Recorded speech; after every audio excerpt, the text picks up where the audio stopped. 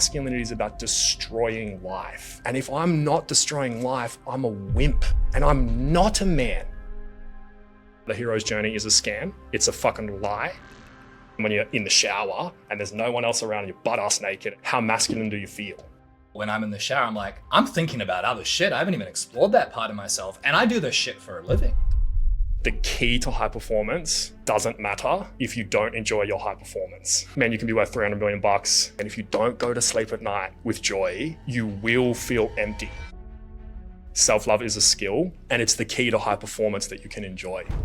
Why don't you love yourself? What is in the way for you just feeling like you don't want to be worthless anymore? How to actually achieve true success, better relationships, self-love, and looking in the mirror, knowing that the man you see is the man you know you can be.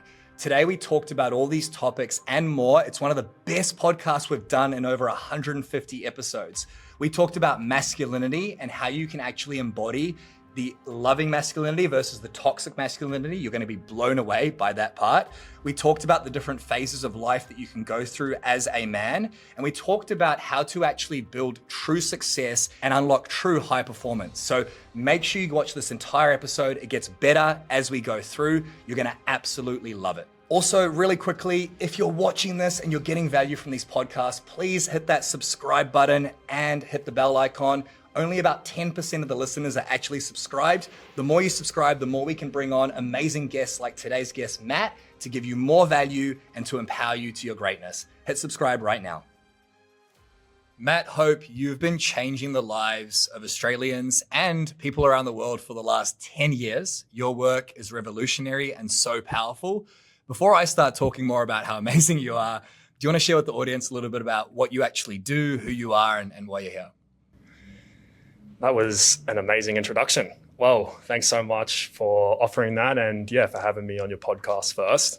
For those of you back at home, you won't have heard of me before because this is really the first time in the 10 years of my career that I'm actually coming out and talking to people in the world and like putting my stuff a bit more online. So it's really cool to be here with you. I want to say thanks. For everyone back at home, normally I work with all types of people. I work with masculine people, feminine people, gender diverse people, but obviously today we're going to be focusing on the masculine. So I'll talk a little bit about my work with people and how I guess I help men become more masculine. And it's so important to understand like that is what I do. Cut all the other bullshit away. Yeah, I'll help you find your dream, husband or wife or whoever it is. But again, we'll just focus on the masculine, feminine, like your dream wife. Yeah, I can help you get in shape, help you with your confidence, help you with your social skills. But I just find there's so many dudes in the world, at least in my experience. Again, I've worked with 10,000 people over the ppast 10 years, done about 12,000 hours of coaching.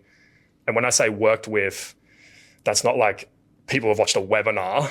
That's like, you yourself have been to one of my rooms, like I'm sitting in a room with people, I'm on the phone with someone, I'm in a coaching session, and I was trying to generate my numbers because in 2015, so like 10 years ago, I dropped out of med school to found my company and go all in on this really simple idea that the key to high performance doesn't matter if you don't enjoy your high performance. And you know this, I've heard from you speaking to the people you're around with, like I've met some incredible people in my life through my business. I'm sure you have as well. I've met guys who were number 6 at a $150 billion company, guys who were on the ground floor at the ICO that was worth $1 billion. People who've sat in meetings with Obama, all the different various special forces, like there are people in the world really hunting for new ideas. And what I found is like, man, you can be worth 300 million bucks, have the Audi, have the PJ, the private jet, have the yacht, have the whole thing. And if you don't go to sleep at night with joy and with masculinity, you will feel empty. Not you might feel empty, you will feel empty. And I did not expect this as a coach growing up. I got the same stories you did. Succeed as a man, climb the fucking hierarchy, get your status. You'll have a different type of woman come into your life if you're further up the hierarchy. Pursue business at all costs. Like become the chosen one, to become the king, whatever it is. And when I was 24, 25, 26, 27, I'm in rooms with people who are at the top of the mountain. But my whole thing as a coach is if you don't have self-love, it's not going to work. Mm-hmm. That is my idea. That's why I dropped out of med school. Self-love is a skill. And it's the key to high performance that you can enjoy. So, I mean, we're just dancing around this. I'll just flow into this because we're here. But this all changed for me when I ran a program. There's about 8 or 9 dudes in the room, two of whom had started billion-dollar cryptocurrencies. One of the dude had started like $150 billion company. He was actually number 6. A couple of biohackers. This is before COVID, like a couple of biohackers and some other like just coaches. And every now and then I've been lucky enough to be in a room like this that I've had no business being in. Like I'm a random dude from a small country town. My first jobs growing up was like farmer, dishwasher. Like I've worked in pubs. Like I've been an entrepreneur like longest now, but most of my life I just worked in pubs. Like I'm just a regular dude. So I was, with all due respect, like shitting bricks in this room. I'm like, these guys can buy my business 1,000 times over and still have more money to be comfortable and do it again. You know what I mean? So in this room talking to these guys, because my first question is always like, hey, why don't you love yourself? Like, what is in the way for you just feeling like you don't want to be worthless anymore? If that was possible, what do we need to deal with? Like, what do we just need to cut the shit out about and get to the bottom of? From my perspective, I've asked that question to thousands of people. It gives me, from just my view, just like a unique route, because I'm asking people that same question over and over again, and I've seen all different walks of life. So I asked that question to a dude who owned a private jet. I've never been in a private jet. I've only met one person who owns a private jet. Like I usually fly economy, you know what I mean? Like I'm like a regular person. I'm nowhere near private jet money, okay? So I'm like just like fucking, you are one of the chosen people. You've like made the NBA a business. You know, you've got your ring, you've got a private jet. And we were sitting like 5-6 meters away from each other. We're doing all this inner work and we get to the bottom of, you know, why he's been running away from himself. And he said to me, you know, Matt, I'll leave you with this. When I bought my private jet, deep in my heart, I knew the reason I bought my private jet was because it meant no one could ever stop me from running away. For real. Like that, I didn't watch that on a podcast. I had someone say that to me. And that moment changed my whole masculine life. Like I've never been the same since that, because my whole model of how to be successful and how to be masculine literally broke because this dude who'd got it, it was like meeting someone who'd like won 7 Grammys and they're like, yeah, I still feel like shit. I'm like, whoa, what's the point? You know, as you were saying earlier, I had like a pretty tough upbringing. We weren't going to talk about this, but I broke my neck when I was 17 playing rugby union. I've had to like move through a lot in my life. And I was just always in so much pain myself that I was like, okay, well, I can't force myself to go chase this life, which isn't going to give me what I want, because I really need to be better on the inside. Like I can't spend 20 years building a fucking crypto business, trying to scale whatever I'm going to make to then get my exit and then finally take care of myself. Like I really needed to do it now.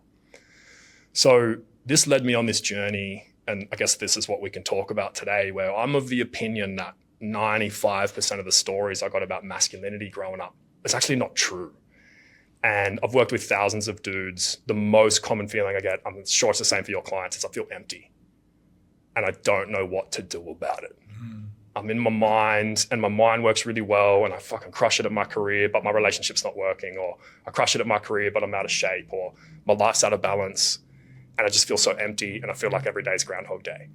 And this is the stuff that you and I as coaches get to hear. That just and I'm a regular fella and you're a regular fella, but it's like regular fellas back at home listening to this. You don't get to hear this data that we get. I'm sure you've seen it plenty of times when some dude breaks down and you get the real shit. Yeah. Right? That's been lurking behind the scenes. For maybe it's taken you 6 months of working with this guy to just like get him to feel safe enough. It's like, man, that's exactly right. The stuff that's lurking behind the scenes, I really want to hear it. So from my perspective, you know, these stories we get about masculinity growing up, they're broken. And what I mean when I say that is if you buy, like we've got this awesome TV here.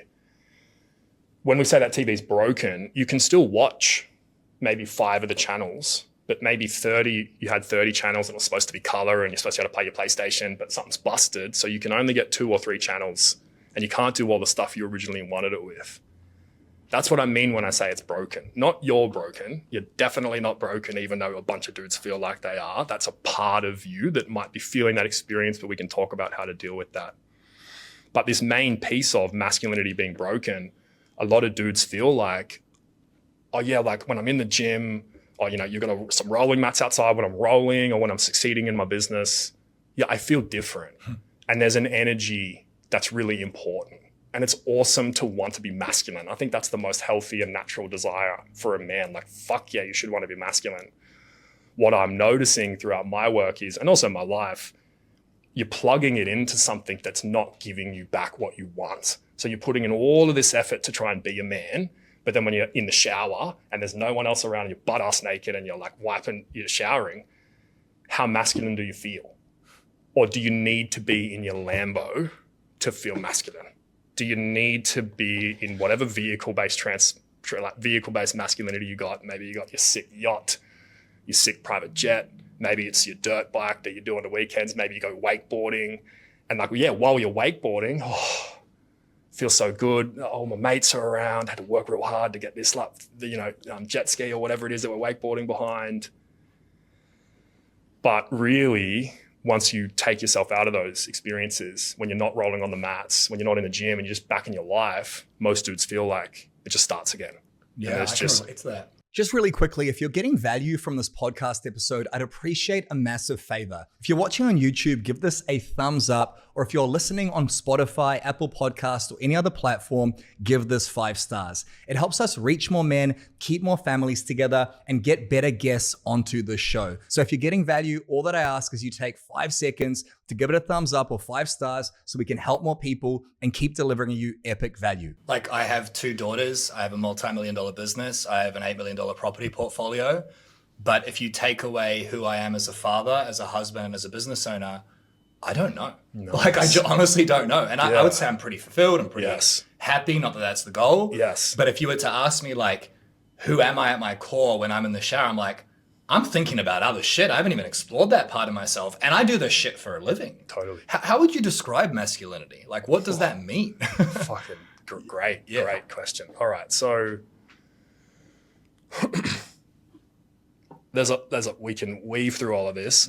I'm happy to talk about this a little bit, but I just don't want our whole conversation to become about this topic because we could just get lost in it. Okay, so I want to talk about self-love, success, status, joy. I just within this masculinity thing, 100%. It's just okay. Most dudes are walking around with a definition of masculinity that's toxic. Now, we hear the words toxic masculinity all the time. That means a trillion different things. I want to avoid that whole conversation. Fuck that conversation and just be here with you. Okay, what does that mean? All right. I grew up in a small country town, man. What you did on the weekend was get 24 cans of fucking rum. What is it, Bundy Red? It's been so long since I've done this. You go to the races and all you do is get blind. You have 1,000,000 darts. You put in your pineapples into the pot. Like, this is what masculinity was for me growing up. Didn't have the internet for like a lot of my life because I'm a millennial. It was like Ford or Holden, Queensland versus New South Wales. And like, you are a fuckwit if you go for Queensland and New South Wales. I know I'm the fuckwit here, but like, this was my life. That was all I was ever exposed to. Okay, let's dig into some of that.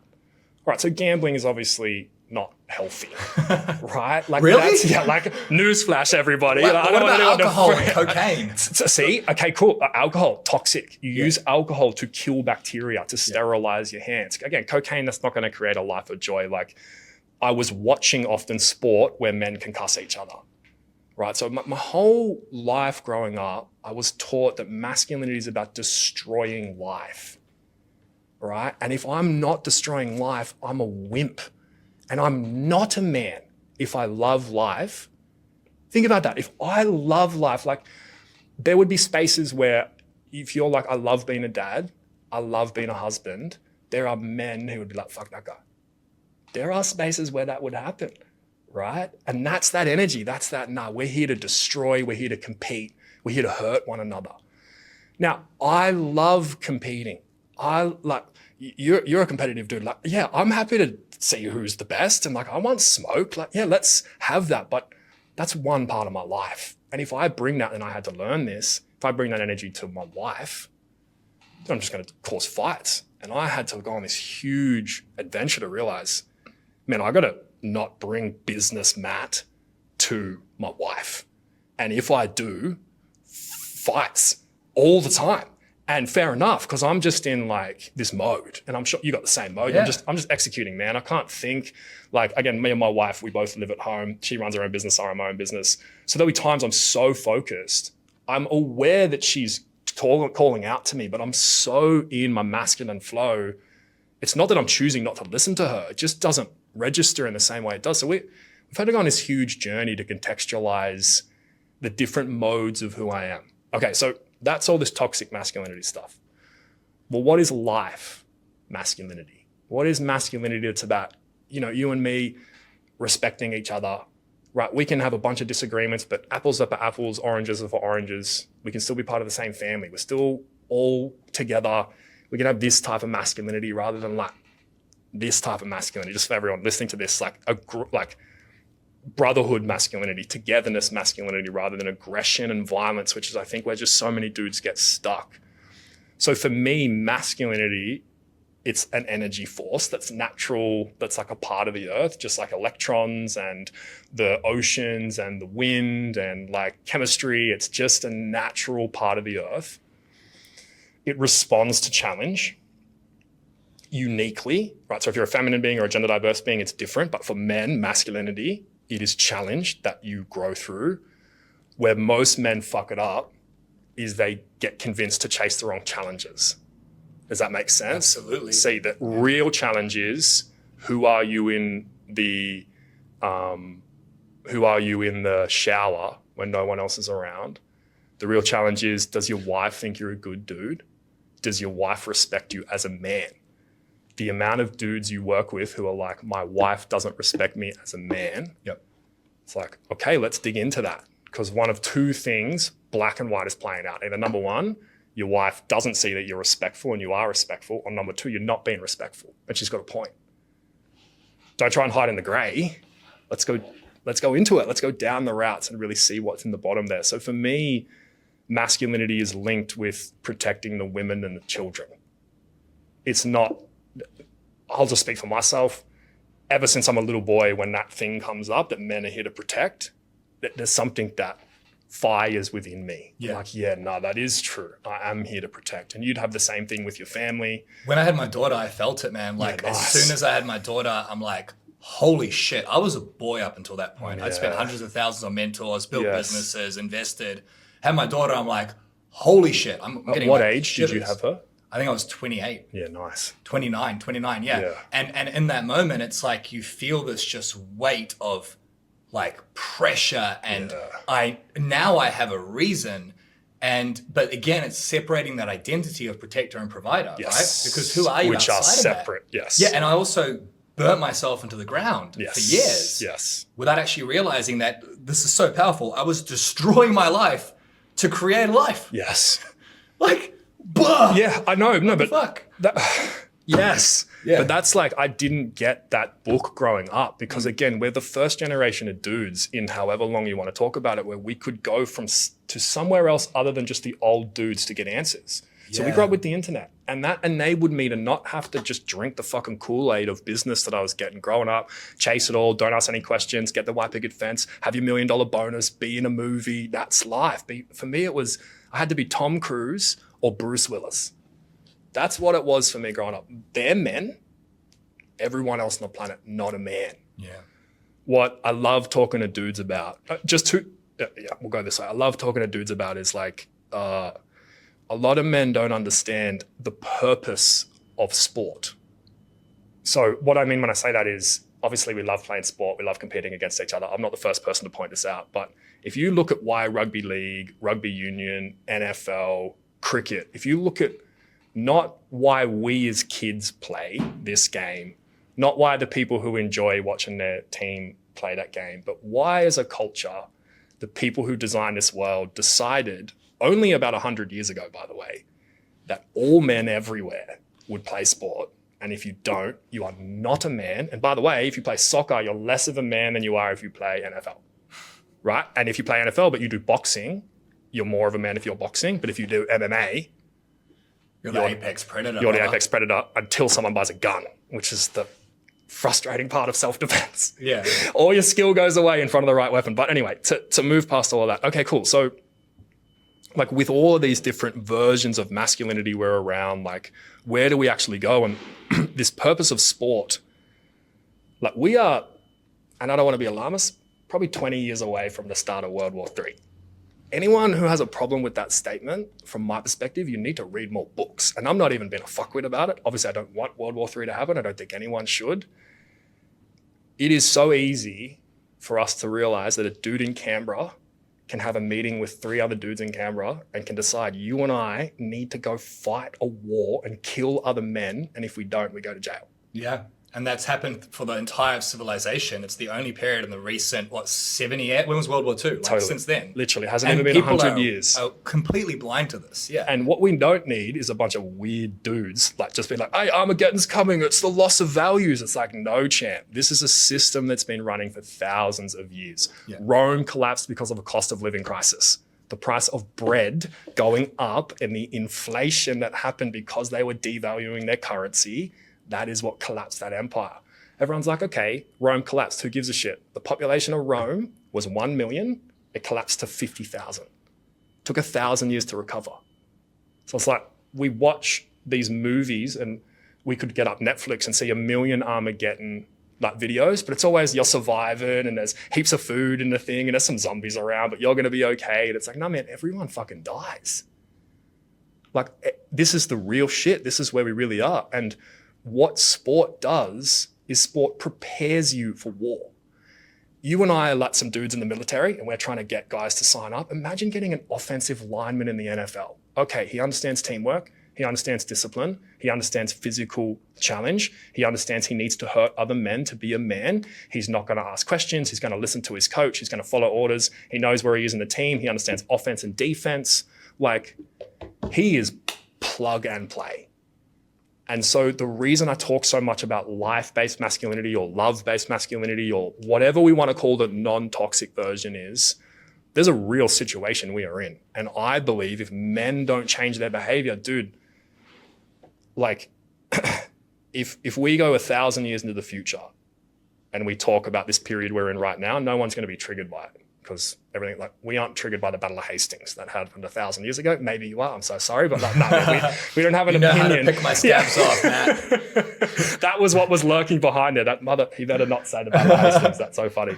All right, so we're not triggered by it, so we can talk about it comfortably. Yeah. All right. So let's think. Okay, we're in 1,000 years in the future. Let's talk about now. One of the most important sentences I ever heard to help me make sense of this time is, in 1,000 years' time, we're just still in the post-World War II era. We're still in that world. We haven't graduated to the modern age or the post-truth age or anything like that. Like we're still living in the world of World War II and what's happened afterwards. Again, World War II started because of a civil war in Europe. There's currently a civil war in Europe. The question we need to be asking ourselves is 100 years before World War I, Russia and Britain and Germany were fighting a war against France. They were all trying to give Napoleon the business.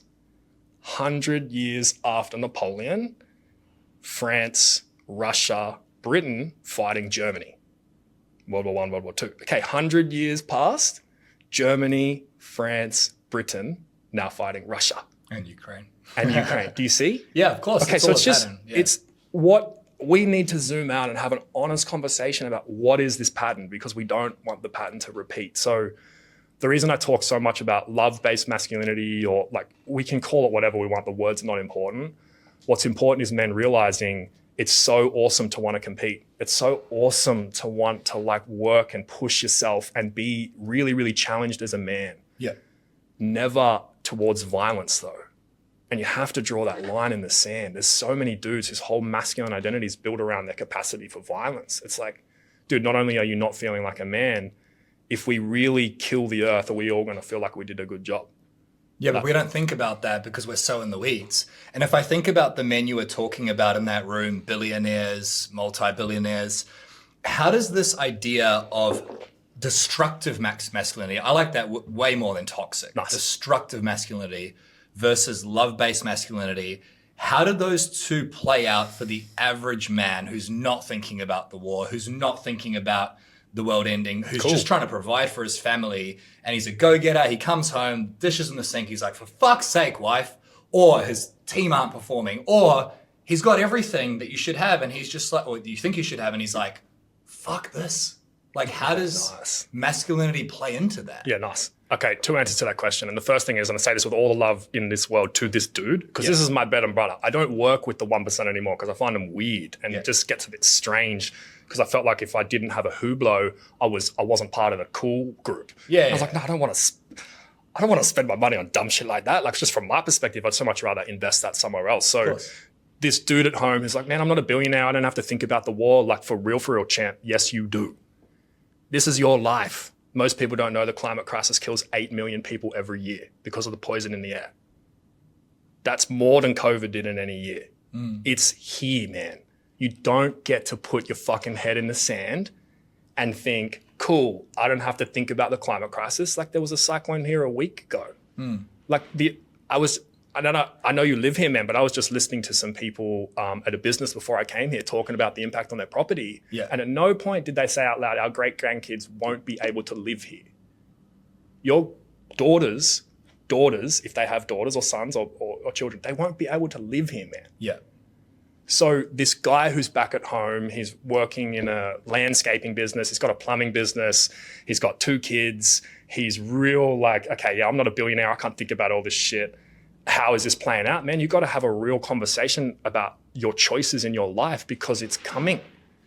We all got locked down in COVID and we all had to face what COVID was for us individually. We're going to go into lockdowns because of the climate crisis at some point. So how does this impact us? Like, what do we do about it now with the masculinity piece? Well, so many things. Great question. Okay. We can have more of a clouds conversation of like, what do we do to stave it off? But I love that you, like, let's get into the weeds. So like this dude who's just running this plumbing business. Okay, man, great. One of the most important people from myself in my journey as a man that I ever met was this guy called Eddie Jackow. Now, he wrote a book called The Happiest Man Who Ever Lived. You can get it in your booksellers. It's a bestseller. I really want to encourage you to read it. Eddie was a Holocaust survivor, went into 3 separate concentration camps, tells the story of going to the toilet. And in France, you have to like give in your coat when you go to the toilet, and you pay 50 cents, gives in his coat. And whilst he's in the toilet peeing, the person rifles through his coat, sees it is Jewish, and calls the SS, and he comes out of the toilet and he goes quite literally to Auschwitz. So I met him when he was 87. I hadn't recovered from the stuff I'd been through in my life then. I was still very depressed. And I heard his story when I was 17. And I was triggered because he was legitimately joyful. It wasn't an act. It wasn't fake. He was really, really happy. It's not a joke, man. Like, he was genuinely a happy dude. I found it very difficult to be with that because I was like, I haven't fucking been through the Holocaust. Why am I so depressed when this dude literally saw his family die in front of him? Like, it's just had this amazing life. I've seen the Auschwitz tattoo on his wrist. And then I got to have a conversation with him about 6 months before he died when he was 101. And he was still fucking happy, man. Still working out in the nursing home, still the most energetic person that he was.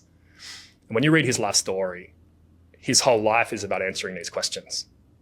And where he got himself to was basically, you can really only focus on yourself.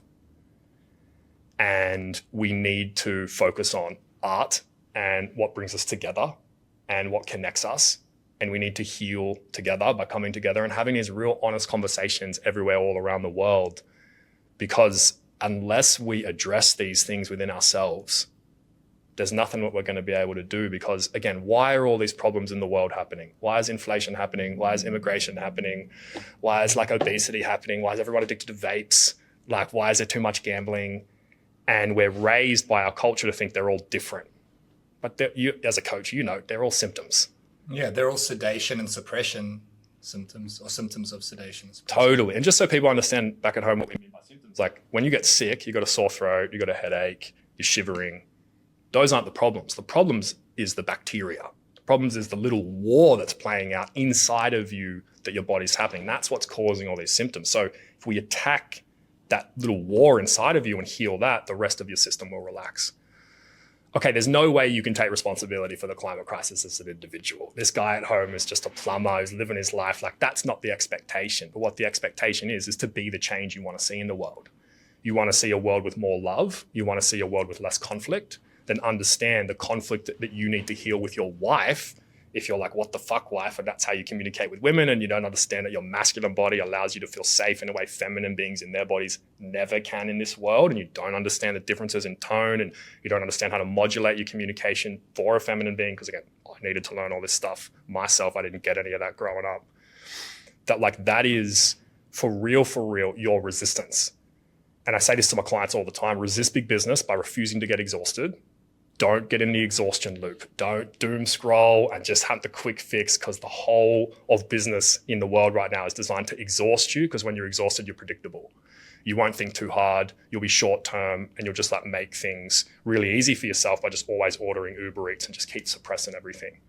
And then the second thing is to understand, for the world to change, we need individual human beings to change how they feel on the inside.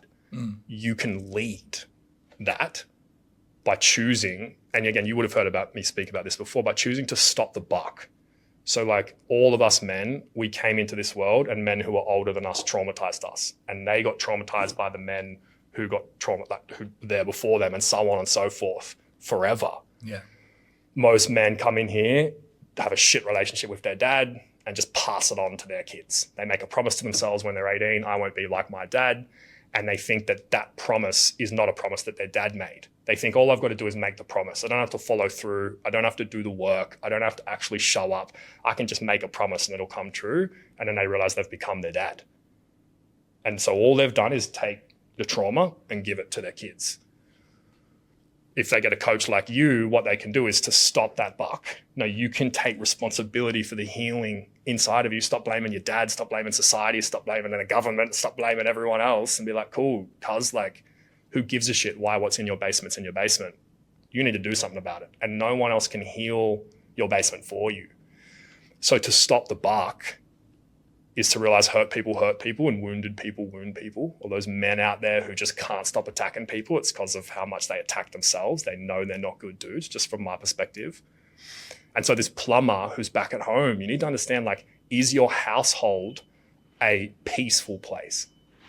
Is your house, and again, peace, it's not always going to be peaceful. You're going to have fights and arguments, and like, got it. But over the course of a year, like, where is your energetic home? And is your home a home where everyone feels safe and we're connecting to each other and we're not just all on the phone at work or like on the phone at the dinner table, and you're trying to bring the world you want to see on the outside to yourself and to your world.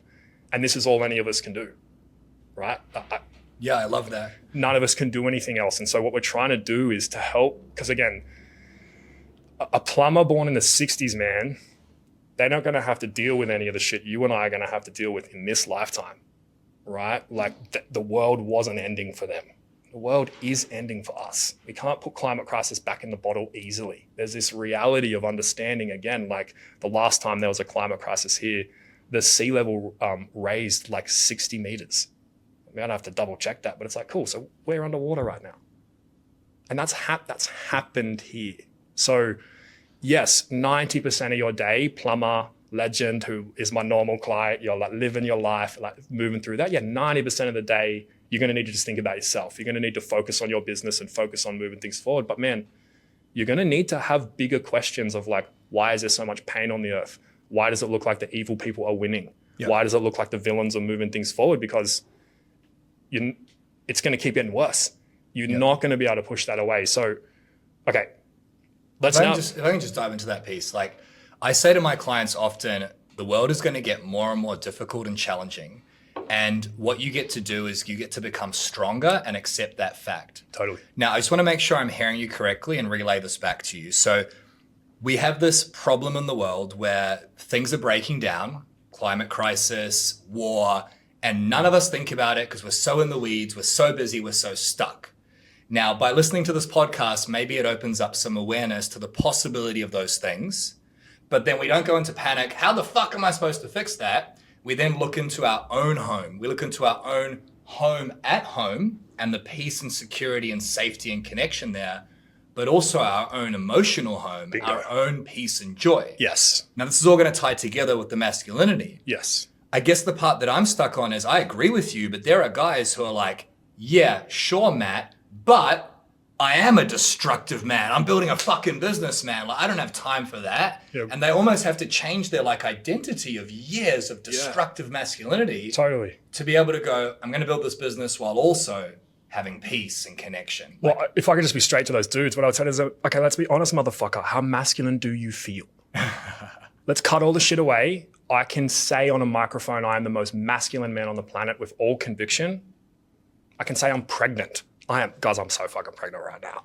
Saying something with conviction doesn't make it true. If you're getting value from this podcast episode and you want to learn how you can have a better relationship, a better marriage, you can be a better father, husband, the man you know your family deserves, then it's very fucking hard to do that just by listening and getting fed information. Sure, this is valuable, but what's much more valuable is having a custom roadmap and a custom plan. And that's exactly what we do here at The Empowered Man. So if you want to learn how to fix your marriage, reconnect with your children, and find work-life balance, then that's exactly what we want to help you with. We'll help you make more money, working less hours, have that life you deserve by becoming unfuckwithable. Just tap the link down below in the description and go and book a coaching session with my Empowered Man team. On that session, we'll build your custom Empowered Man roadmap to fix your marriage, reconnect with your children, find work-life balance, and have the life you deserve. Click the link down below right now. Yeah. Okay, so cool, you've built your billion-dollar company. Who did you have to hurt to make it work? Like, this is just the questions I've learned to ask people, man. Like, why aren't you living a life of service? Yeah, you've built your $9 million. I mean, you are helping people. You can wake up every day and be like, no, I'm legitimately trying to help people move their lives forward. Let's say you wake up every day and you're a crypto trader. You're trying to make your family's life forward. Great. You're trying to make your family's life better. I get it. Why aren't you trying to serve the earth, man? Why aren't you trying to do things about the problems you can see in the world? And the answer is because they're too hard. You don't want to have to think about them. You want to have an easy challenge. So you go get your big job at Goldman Sachs. You learn how the finance works. You drop out. You start your own family office. You raise a bunch of money. You got your private equity firm before you know it. And who gives a shit? Like, with all due respect. And again, I would say this to the dudes in the seminar. None of this is at you, but like, I just feel like men respond to actual masculinity. It's like, man, let's play it all away. Who cares what you've done with your business? If your life is not supposed to be about you. And how do you know your life is not supposed to be about you? Is it the lack of joy? Is it the lack of peace? Is it the emptiness? Because you mentioned self-love, joy, emptiness, peace. Is that the game? Is the game not the business? The game is creating that to create the change in the world? I love that you said, what if the game's not business? I love asking dudes who run businesses these questions. Like, what was the first business? And don't say like men and women sleeping together, because that's not the answer. The first business was the Dutch East India Company and the British East India Company. Business was created by dictators. Like, the amount of business owners but there was a time in the world where no one had ever done a corporation. And then there was the first ever time a bunch of dudes sat in a room and said, we're going to build a corporation and we're going to sit in this room and sign a check. Now, because all these guys who run their businesses quit history class in year 8 because school was stupid and I'm just going to go do my own thing and fuck that shit. They don't understand, if all you do is believe what you got taught in year 7, 8, 9, 10, 11, 12, you're a bot. So this is what I would say to most business owners. How do you know you're not in the matrix? Because the easiest way to get someone to be stuck in the matrix is to think you've left. So I asked $100 million business owners, when's the last time you asked yourself, how do you know you're not in the matrix? And it's always never. So there are a bunch of dudes in my experience who are trying to act like they've got it all together. But when you push behind it, none of them do. None of them. And that's why, again, I try and think about a guy like Eddie Jackow, who lived his whole life trying to take responsibility for going through the Holocaust, trying to fucking heal, trying to not be angry. It's like, damn, that's a dude I could get behind. Lived until he was 101 and was happy. Yeah. Okay, I'd rather start thinking about men like that and start modeling my life over a way of service. And again, just to pull it back into this plumber example, because it's different for the guys who've already got $50 million in the bank. They've got their massive property portfolio. Like, it's a different world for them. For this plumber guy, it's like, man, pay attention to the fact that you wake up every day and you're in Groundhog Day. And if you want that to change, you need to change.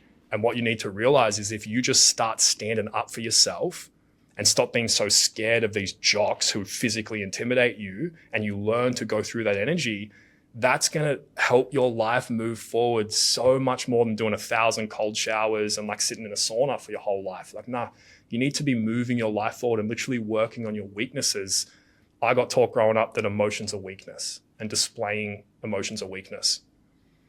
Literally watching Rafael Nadal get interviewed by Andy Roddick, And all he did was talk about how he turned his weaknesses into strengths. Tom Brady turns weaknesses into strengths. Steph Curry, ankles were shit, couldn't play defense, turned his like weaknesses into strengths. Okay, so why don't we turn our emotional fragility into a strength? Why is it normal for dudes to work on their weaknesses? In fact, encourage, like as a business owner, I had so many weaknesses. If I hadn't worked on them, I got out of business. Same for you. Yeah, right? we do it in our business, but not on ourselves. We upgrade everything and everything, our phone, our car, our kids. Fuck the man in the mirror. Fuck that guy. And that's actually the most important thing. So this guy who's plumbing back at home, what would be helpful for him to realize is like, there's this man in the mirror he needs to take care of first and always. And it's always you. Yes, take care of yourself. You've got to get yourself to a place where you're not worried about money. Like all of these things are real. But also you need to ask the questions of how did human beings get here? Like how have we gotten ourselves into a position where we wake up every day and we have to go to work and there's no plan B? Because maybe 100 years ago, if we didn't want to work, we could bug out and we'd have enough knowledge of how to live that we wouldn't need a job because we can take care of stuff for ourselves. Right, so that didn't randomly change. And there's people who are making a lot of money off the fact that you and I don't feel like we love ourselves. We don't feel like we can trust strangers. We feel like the world's ending. Like there are people printing money right now in a way that we've never seen before. And I guess this plumber back at home, yeah, like 95% of what I would say to you would just be tactical advice of how to like take the stress out of your relationship, take the stress out of yourself, take the stress out of being a dad, like working on retelling yourself the stories you were saying so like you can be a bit calmer. But also, man, you need to start asking these deeper questions. How do you fit that in though? Like, let's say, like, because for me and you, it's easy, I would say. Well, I've got 8 years, you got 10 years longer of personal development. And it's like, this guy's like, yes, you're right. I need more peace and I need more joy. Even the word need, right? Yes. And my marriage is fucked. And yes, you're right. I do work too much and I'm stressed and I destroy everything and I burn myself to the ground. And like, just fixing that makes me feel anxiety. And now I've got to heal the world. Like, how does that person even start? Yeah, nice. You know? Yeah, great. So many answers to that question. First of all, they're not trying to heal the world. Yeah. Yeah, it's just about having a deeper level of understanding and continuing to ask questions. Okay. These guys in the world who feel like you're in Groundhog Day, you stopped asking questions. I don't want to be like, I'm not trying to be disrespectful, but a lot of dudes, by the time they were 17, they're like, I don't need to know anything else about the world or history. World War I and II happened. I've seen Band of Brothers. I've seen Pearl Harbor. I'm just going to follow the Patriots and not ask too many questions. I'm going to drink for 40 years. Yeah, and that's it. And so what I just want to offer to guys is like, yeah, that's why you don't have any fucking masculinity, champ, right? You're not trying to engage with the world at all. You're trying to build a little kingdom where you can't be disturbed and everyone else has to deal with all the problems and you just get to relax, right? Like that's not going to work for you. So for this guy who's a plumber, who's just like living in his life, what I want you to do is to just start to ask questions about the world. And again, I don't use any social media. I don't think anyone should. We can have a long conversation about what that's like. But like, I would want to meet this plumber and sit next to him and like, without being weird about it, like wake up and watch him wake up and be like, all right, I want to watch you live a full day. So like, how well did you sleep? What do you do to take care of your sleep? Like how consistent are your sleep patterns? How are things with you and your wife? Did you go to sleep on a fight? Do you guys like normally fight before you go to sleep? Like how are things there? Okay, we're getting up, we're going to the bathroom. Like what are you doing in the bathroom? What are you doing in the shower? What are you thinking about in the shower? You're making breakfast. What are you thinking about whilst you're making breakfast? Or you're already on your phone, or you're already on the radio, or you're already just trying to numb it all. Okay, cool. So then we've got to finish breakfast, get the kids up. How are you when you're with your kids? Are you just emotional all the time? So you're constantly creating problems? Are you trying to control things which can't be controlled? So you're just creating more resistance for yourself. Okay, we get the kids ready for school. We've got that packed. They're out the door. I've got 10 minutes to myself before I've got to then get in my car. Okay, when I'm in my car on my way to work, what are you listening to? What are you doing when you're in your car? But literally that 15, 20, 35 minutes of commute, what is that time? What are you doing with that time? Because I reckon you could do shitloads of stuff driving your car for half an hour. Okay, you get to the work site and then you're at your work site all day. You're a plumber, so you're probably going to multiple work sites. So you're going to be in your car a bunch of different times. You might be a solo plumber. You might literally just be sitting in a kitchen by yourself for 6 hours in the day. That might be your job. What are you listening to? What are you doing? What are you paying attention to? Okay, then you get in the car, you come home, you stop at the pub on the way home, have 2 quick skewies, just catch up with your mates. You had to do it for some work stuff. Come home at 7:30, you put some lasagna that you've taken out of the freezer into the microwave, put on the microwave, watch the footy with your kids, and then it's about 10 o'clock and you go to sleep. And you're like, I'm so fucking busy. And it's like, man, I just have still yet to meet someone that when we go that granular in the day, you don't have opportunities everywhere. Every single spare minute. And it's so funny, man, like, because I got some of the coaches that I work with are business owners as well. And every business owner has the same response to this conversation. Dude, don't tell me you don't have enough time. Yeah, you create the time. There are 10,080 minutes in a week. You pull up somebody's phone and ask them to show you their screen time. I'll show you what the time is. It's quite ironic you talk about I'd love to show you my screen time because it would be 0. I don't have my phone on me, but yeah. Well, I actually want to talk about how you meet these people, but we'll get into that in a second. With this, that frame is so powerful. It's auditing what's actually happening for the person. And I want to make something clear for the listener at home. Plumber can be replaced with engineer, accountant, business scientist, owner. stay-at-home dad. It does not matter. The point is the average male, they waste away in their life. They really do. And then we wonder why as men, we're more depressed, stressed, overweight, anxious, suicidal, and divorced than ever. There's more information out there than ever. And it's because we don't do these audits. We don't upgrade ourselves. And then we sit in this blame game of my life's fucked. My wife doesn't love me. My business is stressful. And we ruminate in that blame game for years, decades, and then we never take any ownership of it. Mm-hmm. All of that requires a lot of work and energy. So much energy. Thank you for bringing that up. We have this conversation every time I talk about commitment. The life of not committing has the same consequences of a life of commitment. It's just the bill won't come due until you're 60 or 70. And it destroys you. Like, I just wish more people could understand, like, you can be the nicest person, be an amazing people pleaser, be the best son, like, just take care of your community. And by the time you're 70, people are still going to make shit up about you, talk smack about you behind your back. Like, your life's just going to be filled with drama anyway because people don't like you. Yep. So why not fully commit? And let's be honest, the reason guys aren't fully committing is because they're scared they're going to fail. And they're scared they're going to fail because they tried in the past and it didn't work. And so they feel like they don't trust themselves because they've got all this evidence. Hey, I tried, it didn't fucking work. And they don't love themselves. So they don't feel worthy of going after it anyway because they feel like if they get it, they'll just self-sabotage it anyway. So what's the fucking point? I want to dive into that because you're right. A lot of men will go, no, I do love myself. I am okay. Things aren't that bad. Well, if you love yourself, prove it. Okay, It's a great series of questions. Joy, self-love. Okay, so the ultimate answer to this question, because again, this is something you can now use as a coach and take with you because it's fucking unbelievable when you get people, in my experience that I've personally dealt with as a coach, who are self-help junkies who want to convince me that they understand self-help or whatever I'm talking about better than I do.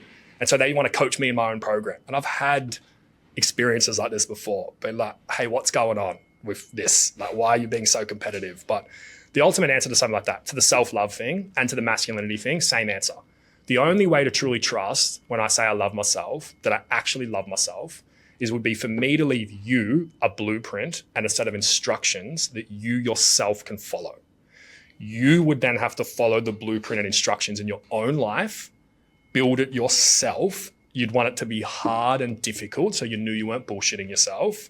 And over the course of however long it is, you yourself would be like, oh, I have built my own self-love. I can feel it in my body. I can feel my masculinity in my body. It's a true source of energy which helps me move in the world. Feel it.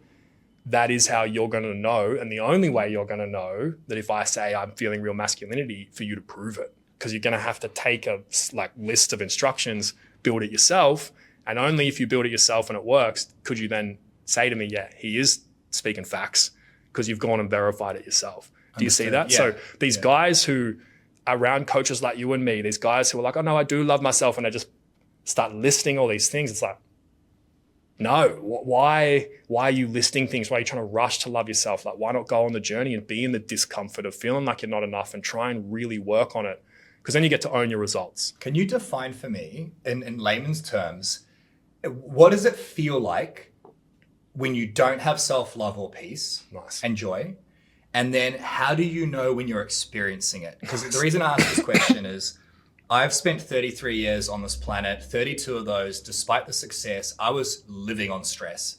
My peace score, I track it daily in my app, was a 4 to a 5. Okay. It now sits at a 7 to an 8, despite a lot of challenges. Yes. And I'm like, holy shit. But I didn't even know what that felt like. Yes. Because I was stuck in this lack of self-love, lack of peace, lack of joy.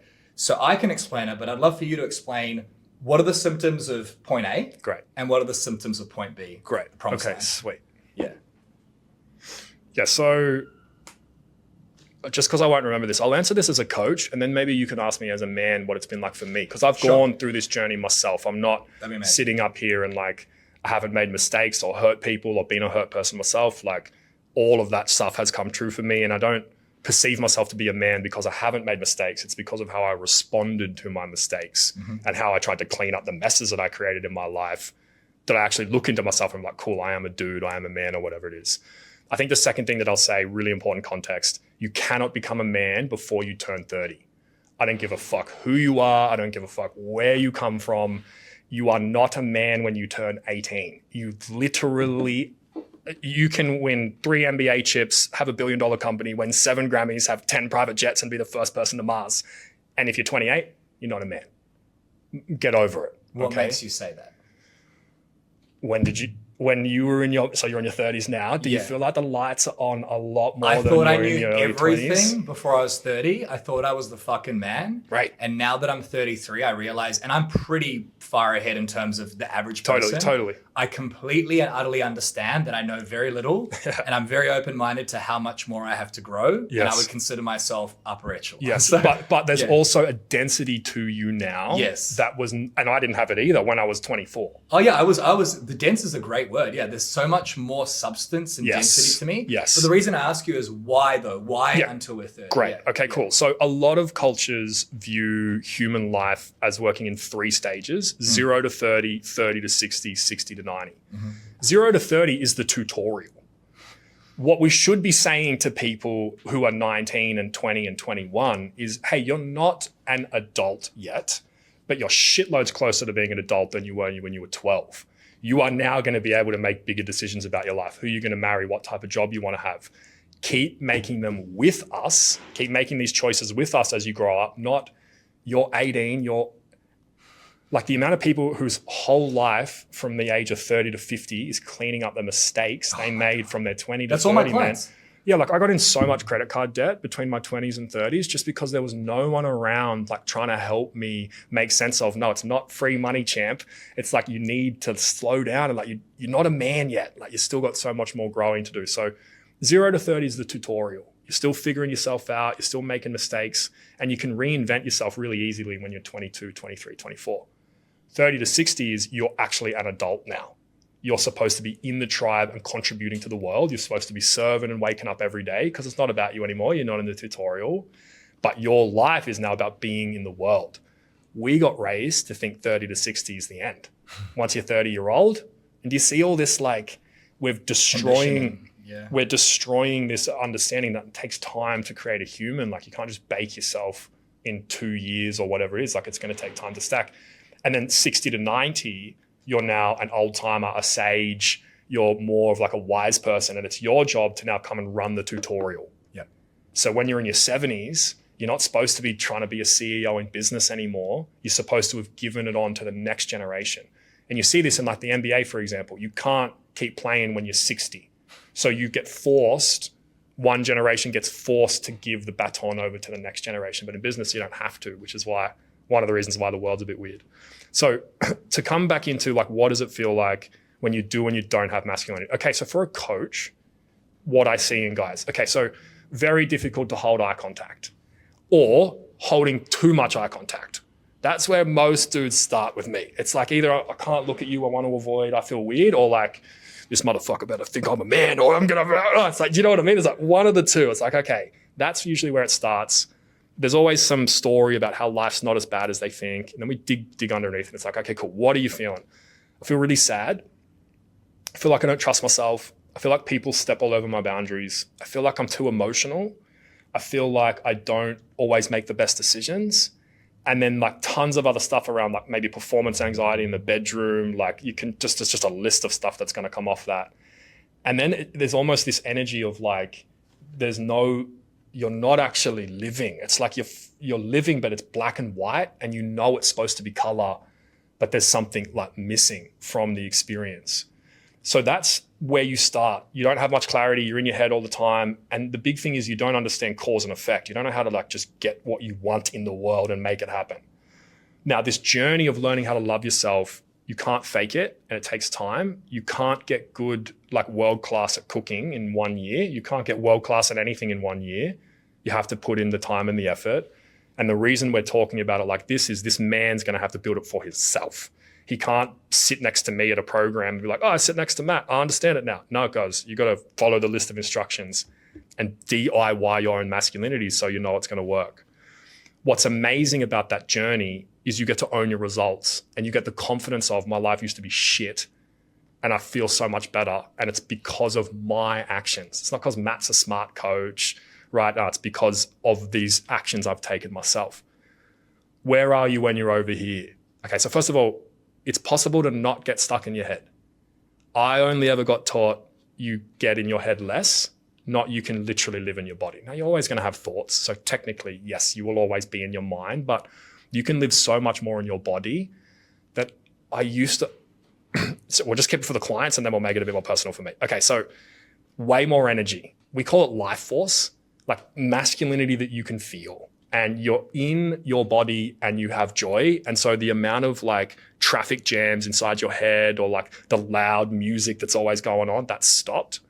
So there's just tons more efficiency of action, efficiency of choice. You have your confidence. And once your boldness starts to stack, a man who's walking through the world feeling bold, there's something very magic about that. That's the thing, at least from my perspective, that's the thing I always wanted growing up. How do I just walk around and I'm just bold all the time and it works?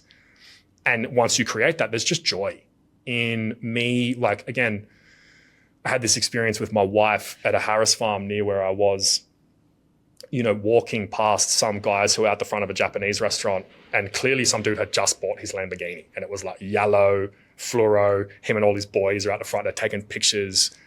Walk past it with my wife. And I'm like, oh, I could chase this life. But I have my wife. She's true treasure.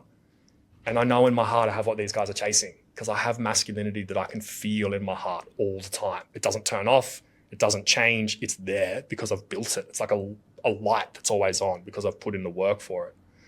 So for me, it's like, no, that, I don't know how to explain it, but you can just leave this fake life that dudes are leaving and all the people you're around start to change and the conversations you have start to change because you don't need the validation of big business that so many people need. And so you just get to become a different version of yourself. And then all the corny shit, like you're being yourself. So it feels amazing. And there's more inner peace because there's not so much inner conflict inside of you. You're being more of a leader. And so everything shifts. And then I guess the final answer to that question, how long have we been going for? We got heaps of time, man. We got another 30 minutes. It's 1:07. So. Sweet. I just wanted to make sure it hadn't been 4 minutes and I was just tripping because I was so in flow. That's so great. And I would love after you share this last piece, I want to share my version of this and I want to hear yours as well. Great. Yeah. So, okay, before and after, which for like me as myself, okay, the thing that's challenging about my story is like I came from the darkness. I came from hell, man. Like I'm not, didn't have an easy life and not only broke my neck when I was 17, but got bullied a lot at school. And I had to have 2 spinal fusions. And so like I've had a lot of real conversations. And a lot of the reason that I have the wisdom that I do is because when I was 17, I spent many months in hospitals where I was the only kid in hospital. Everyone else is in their 80s and 90s. And I've seen the people who have no one to come and visit them in their 90s. And I'm like, oh, okay, like this game of life is not what I'm being taught at school. I need to keep my 90-year-old self in mind. Otherwise, I might have no one to visit me in my final days because I've pushed everyone away. So big problems with drugs growing up, like big problems of self-hatred. I used to be 40 kilos heavier than I am now. I got a bunch of stretch marks down my side. I've like definitely questioned whether or not I wanted to be alive anymore extensively. And so yeah, just to any dudes out there who are in the dark, like big shout out to you. I understand what that can be like, and it can get better. And so my life story, and this is why I'm so motivated to be a coach and teach self-love, because self-love gave me my whole life. You know, I had no business, no social skills. Dude, I couldn't get a fucking date. Like for real, I couldn't get a date. I was like, you didn't really have any friends. No like fashion sense, never been in a gym, like never done a squat or a deadlift.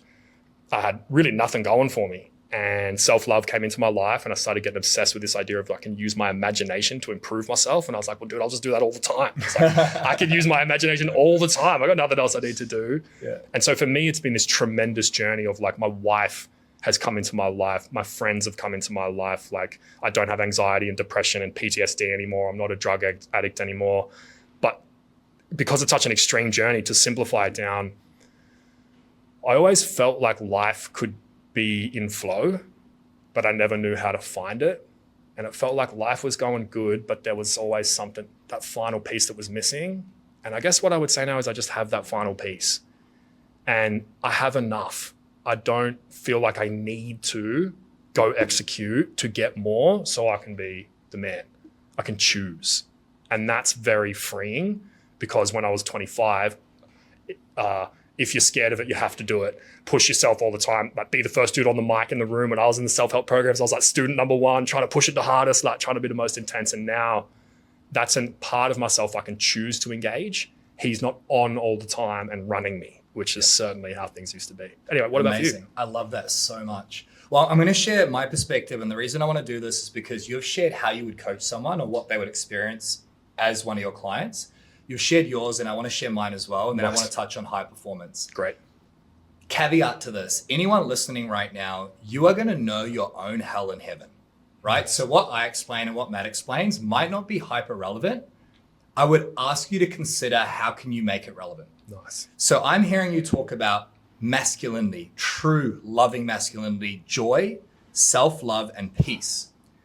The opposite of that for me is successful, making money, but constantly stressed, waking up thinking about work, feeling like I'm never getting enough, even though I have more than I've ever had, arguing with my wife, not having enough sex, not feeling appreciated, feeling guilty and ashamed, judging myself, and either being stuck in the past, overthinking, or thinking about what's next.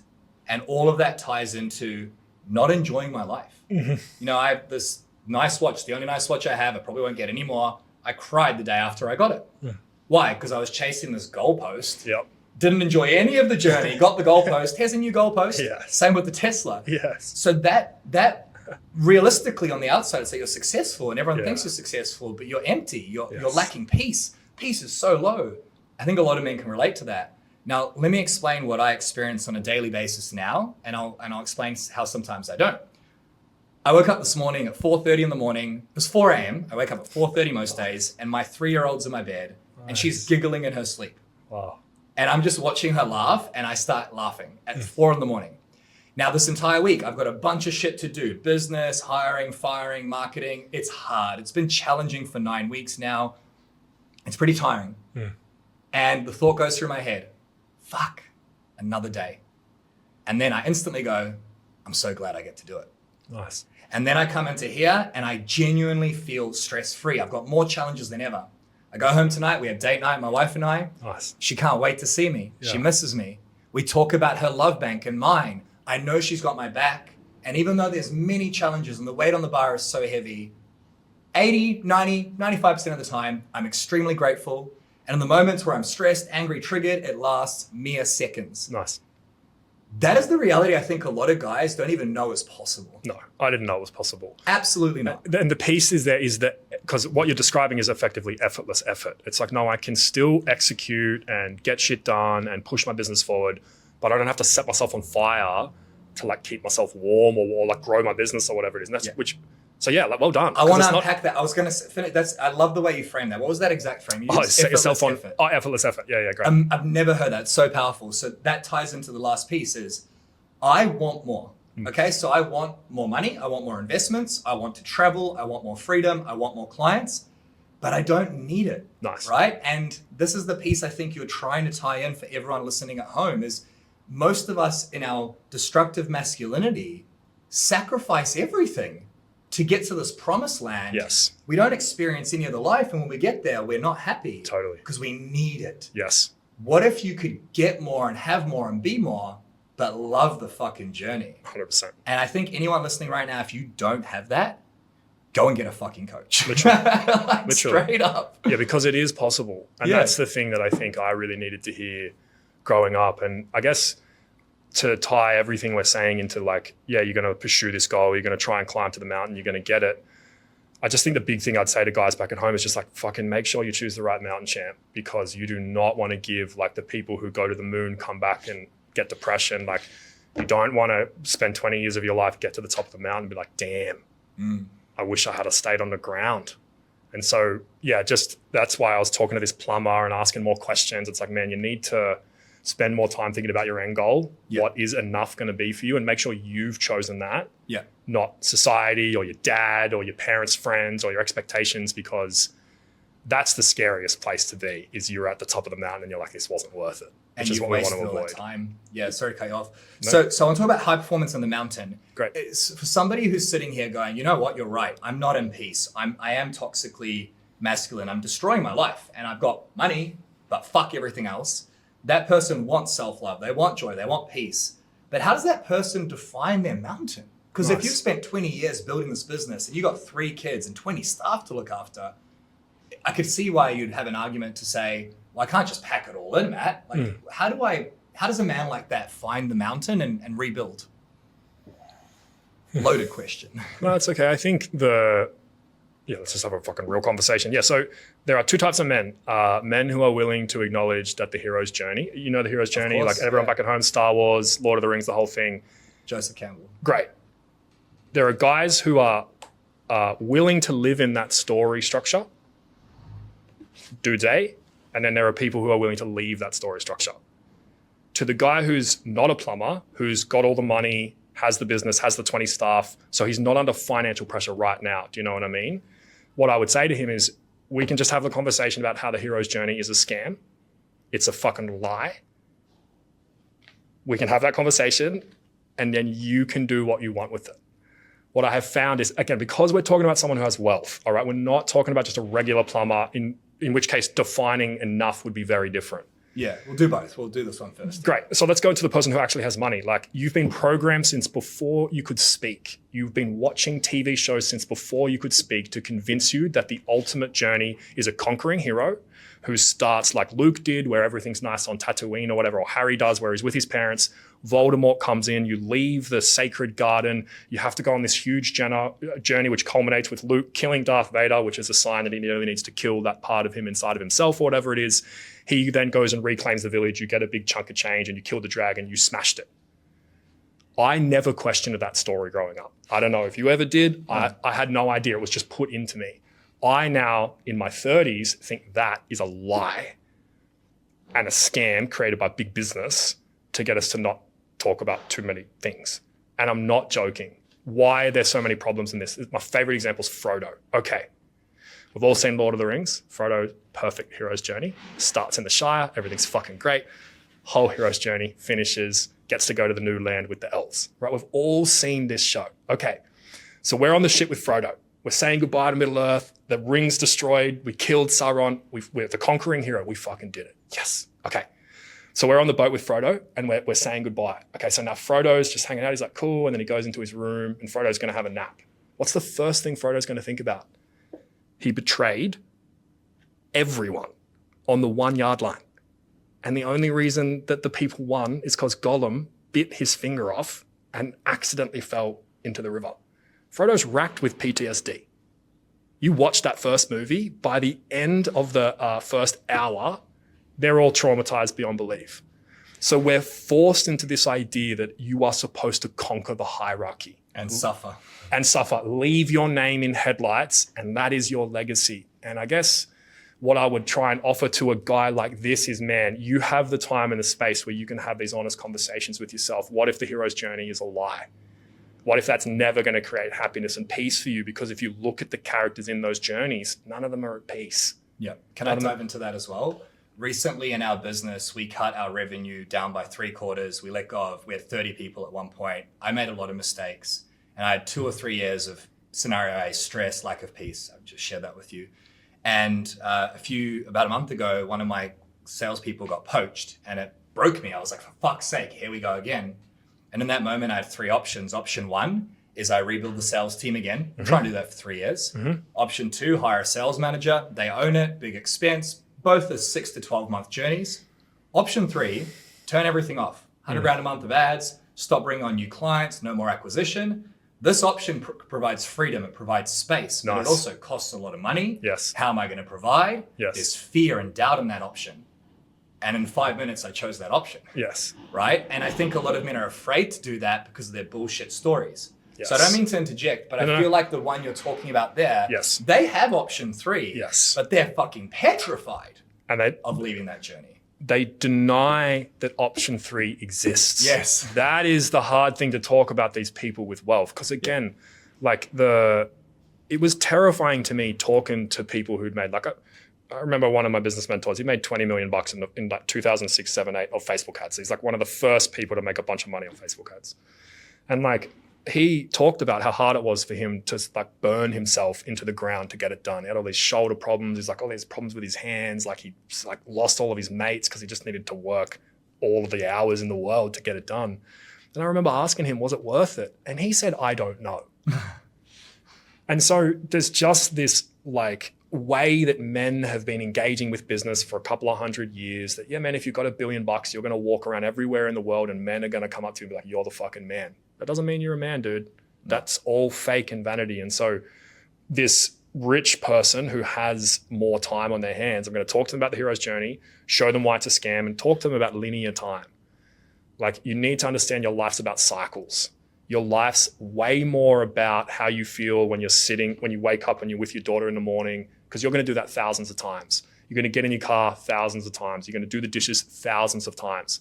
Instead of chasing this one peak experience where you have the best TED talk and you conquered your mountain and everyone thinks you're amazing and thinking life's about that, how can you make your literal day-to-day doing the dishes, shaving in the shower, how can you make that brilliant and focus on the cycles of your life rather than this idea I've got to get from A to B? Love that. And that is how the person who's very rich, I would get them to focus on that, because that's also going to help them get to the bottom of, well, why did you chase this illusion?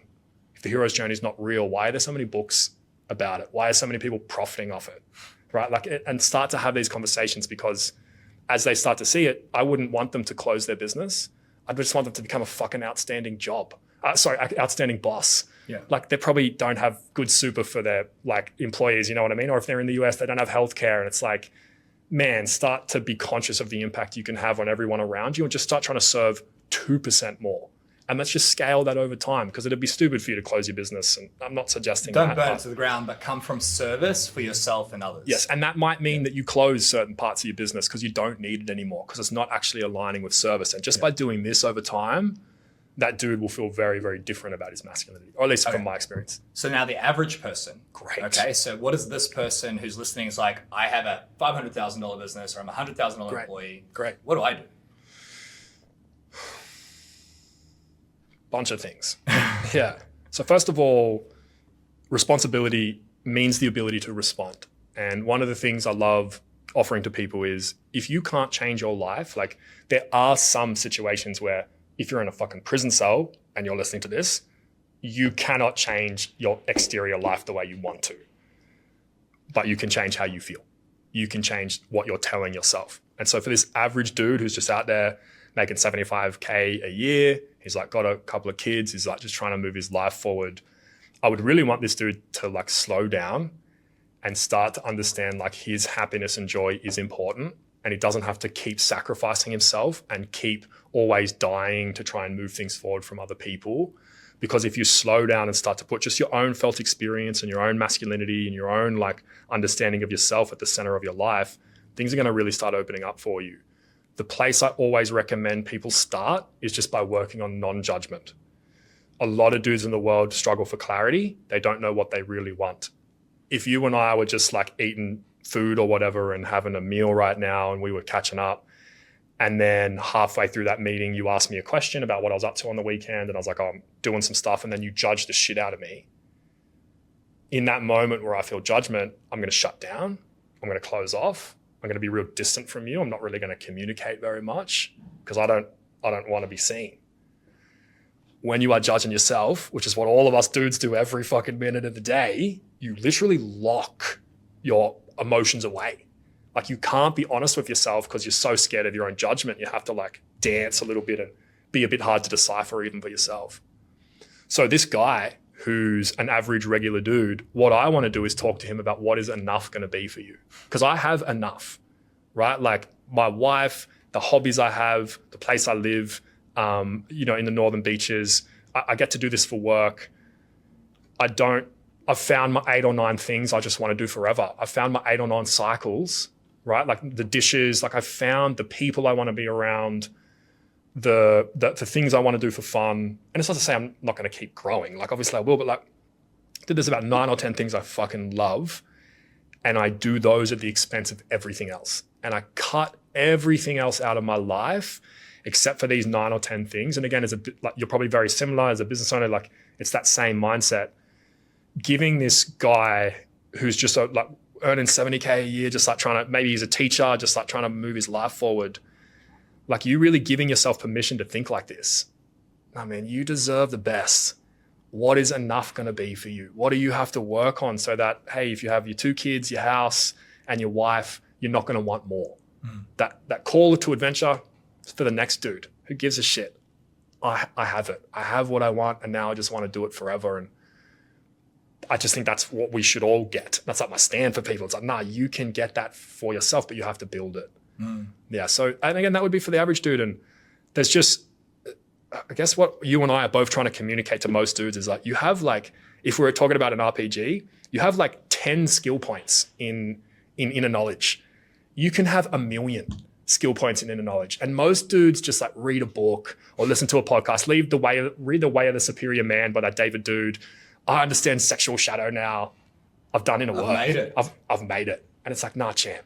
It's decades. Lifelong journey. It's a lifestyle. That's what we talk about. And so for this regular dude who's back at home, like I'm a regular dude as well, you're a regular dude too, man, like you need to start taking your life really seriously because otherwise when you're in your 60s, that alcohol habit, that smoke you do it every now and then, that gambling that you've put away, yeah, you can't afford to send your kids, you can't give your kids an inheritance because you gambled it away. You go to sleep every night with an infection in your mouth because of the smoking and you're obese and you've got medical bills now that you're dealing with in your 60s that you wouldn't have had you taken your life more seriously. Like, just please don't trash yourself. Again, like a lot of dudes that I work with see me as like their older brother who's a surrogate. Like, please, if all it takes is me coming into your life, be like, hey man, like, please don't set yourself on fire. It's not going to be worth it when you're 70 and 80. From you and I, just please take that away. Like from both of us, all the dudes out there that we want to help and we want to serve, please just don't keep destroying yourself and thinking it's funny because it's going to stop being funny real soon. Yeah, and I want to really hone that in for anyone listening and double down on it.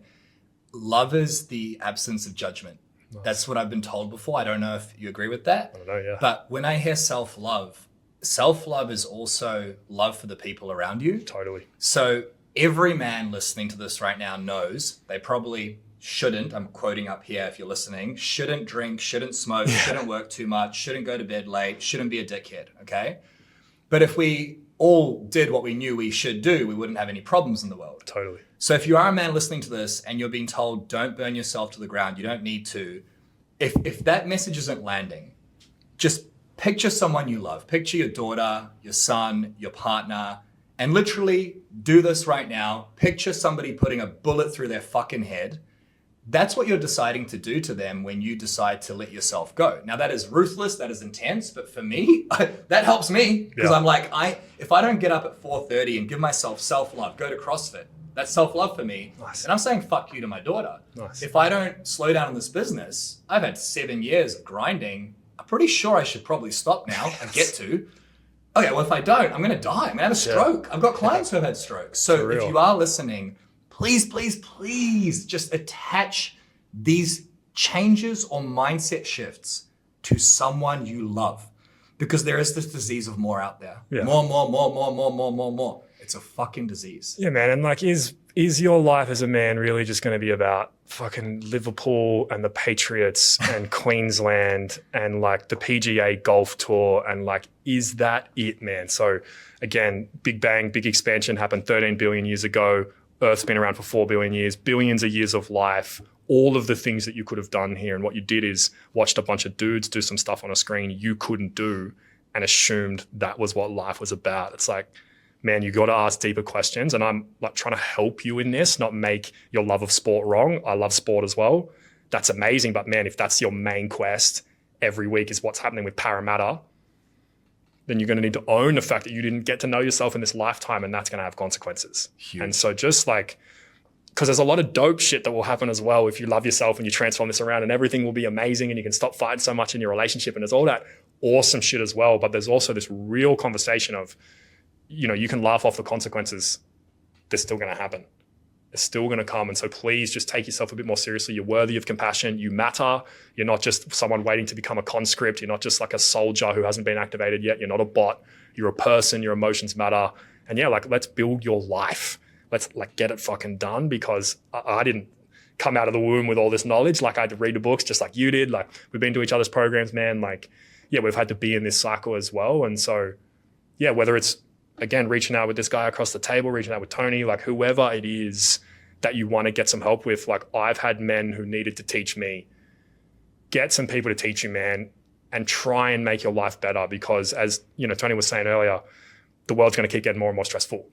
And so, and I love what you're saying, if you don't respond with strength, if you don't like out evolve the destruction of the world, you're just going to get pulled into it. So yep.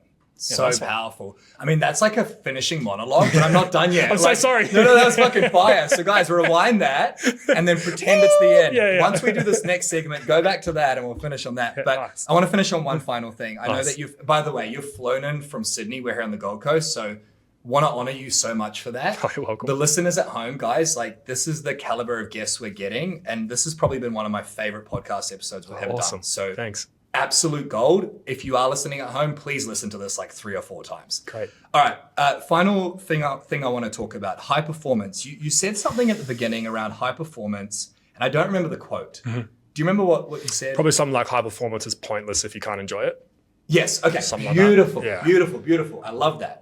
And it was tied to self-love, and self-love is a skill. Yes. So high performance is pointless if you can't enjoy it. Self-love is a skill. I'd love for you to tie those two together and give us something we can take away to implement those 2 quotes or principles into our world. Sick. Great.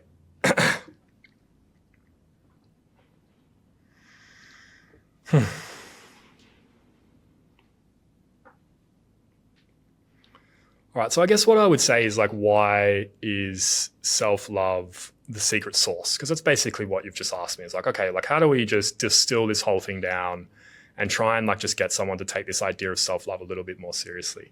Mm-hmm. I guess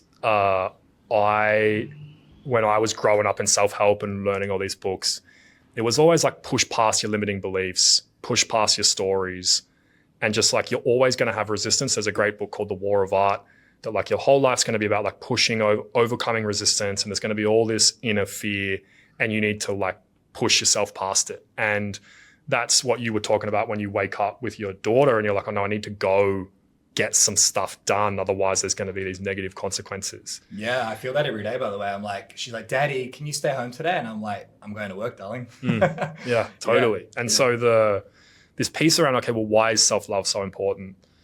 I guess approached it from a different perspective. What about if I could just delete the resistance though? Like, why does every single coach I work with convince me I need to get better at pushing past my fear and pushing past my resistance? Where have these fears come? Like, why do I even have resistance in the first place? Why, when I'm around a girl that I think is really attractive, do I get real worked up and I don't know what I'm going to say? And how come when I'm at a dinner party and everyone's laughing, I think of a real funny thing to say, but I don't say it out loud, or I think about it when it's later? Like, what is going on here? And what has happened is the reason that we don't believe in ourselves, the reason we have resistance is we're worried that what we're going to do isn't going to work. But the reason you're worried what you're going to do isn't going to work is because if you do it and it doesn't work, you're going to get rejected. So everyone, all the men back at home, you're not scared of failure. You're scared of the consequences of failure, meaning you will be rejected. People won't see you as a winner, and so they won't want to be around you anymore, or however we want to language that. So the reason it's self-love from my perspective is the key aspect of this. And again, we can talk about LeBron at any time. He talks about the game of basketball. He talks about his love of basketball. You can see Federer writing poetry about how much he loves the game of tennis. Like, love is the key ingredient for high performance, because you're not going to do what LeBron does, be a 22 years into a career, be 40, be a billionaire, and still getting up at 6:30 every single morning. Like, you can't force yourself into that. You can do that for 8 years, 9 years, 10 years.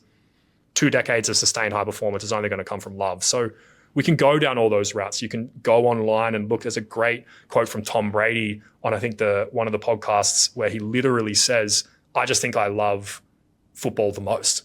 I think that is my superpower. I literally love football the most. So there's all of those routes. But the reason that self-love is so important is you need to go back into your past, find the memories where you learned your inner critic. Because again, there was a time in your life when your 3-year-old, she doesn't have an inner critic yet. She's just live on location as a toddler, fucking out and about in the world.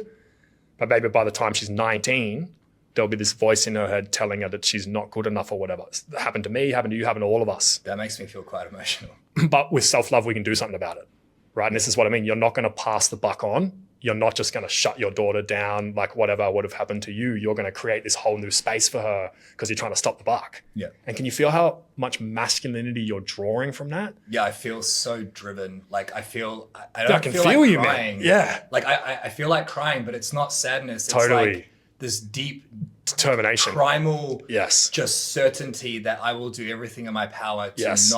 to protect her from that. And Yes. it might happen. Yeah, right? totally. But it's crazy. Like, my entire body just went whoosh. And that's like, real masculinity is undeniable. Like, Yeah. I've got goosebumps because I felt you step into your masculine. I was like, Yeah. oh shit, this is really landing for him. Yeah. And then look at how you're sitting, how I'm sitting. Again, our voices have just dropped. Yeah. The energy's just It's changed. so palpable. Like, if you guys aren't watching the episode, go watch it on YouTube. Like, there's holy shit. Yeah, because you found this servant protector within you who, without hesitating, will give your life for your daughter. I don't have kids yet, but it's the same for my wife. Yeah. There's a part of me that shit hits the fan. It's my life, and it's not a hesitation within me because this is like my love, if that makes sense. So the reason this self-love thing is so important is because your inner critic is protecting these memories inside of you where you learned you couldn't be yourself. Maybe you peed your pants at high school or primary school at the wrong time. So you thought you were an idiot ever since then, and you hear that bully's voice all the time. Self-love allows you to make your defenses feel safe enough, your insecurities, your security within.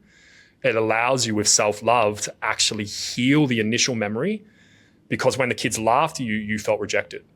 If you love yourself, you can go to that little kid and be like, who gives a fuck what the kids laughed at you for? Because I love you. And we don't have to look elsewhere to get self-love because we have it for ourselves. So your little inner child will be like, oh, okay then. And then your inner critic will be like, oh, well, if we're not scared of rejection anymore because we love ourselves and we have the thing we're scared we're not going to get if we be ourselves, well, maybe I don't need to be such intense bodyguards. And this is where it all links up, because self-love's about removing resistance and trusting that naturally you're a flowing, big executing person, because toddlers don't have no problems getting shit done, right? And so you trust your initial natural flow. Once you access it, will give you what you want. And so you're trying to access and remember more of who you are, versus coming top down where you're trying to fix these problems by just pushing harder. It's like, nah, there's no depth there, man. So yeah, that was such a deep question you just asked. That was such a deep answer. Thank you for that. No worries, man. That was so deep. Honestly, man, I can see so much how what you're sharing, every man needs to explore. Thanks. And it is the key to high performance. Totally. Like, we think that we're at a certain level in our business or our personal lives. We're scratching the surface without this. Like, this is the key right here.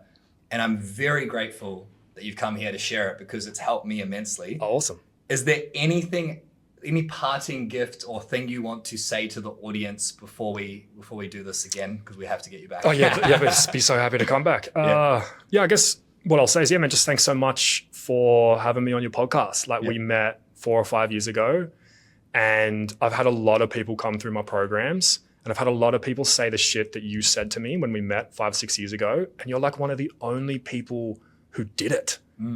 So I just feel so happy to be here, I had other places I could have gone for my first podcast, but I wanted to come here to just say to you, man, like, fucking well done. Like, I know some of the shit you've been through over the past 10 years because we basically run the same business. Yeah. Having the conversations we had before. So yeah, I just would want to leave you with that. Like, thanks for having me on here and having me as a guest. I'll be so happy to come back. This is an awesome conversation. Yeah, and I guess just the last thing for me, I run free programs called Embody Your Greatness. You can go over to matthopecoaching.com. I'm in Sydney on the 24th of May and I'm in Melbourne on, I think, the 14th of June. The program's free. Tickets are available on my website. Yeah, just come and say, hey. Otherwise, just like, don't put your head in the sand. Yeah, I appreciate you're just a regular fella and you're like, World War III, why the fuck's this guy talking about a hero's journey? What's all this bullshit? 100 fully, and I'm so happy to receive that. Yeah. But also, man, keep asking questions. Why, as a man, can't I feel my feelings? Why do we need to be so competitive? And just start to follow some of those threads and what will happen will be really magic for you. So yeah, that's it from me. Yeah, just thanks for having me here. You're welcome. Thank you so much. And guys, if you are listening at home, please go to matthopecoaching.com right now and find out when he's in your city or area and get a fucking ticket. Like, make that a priority.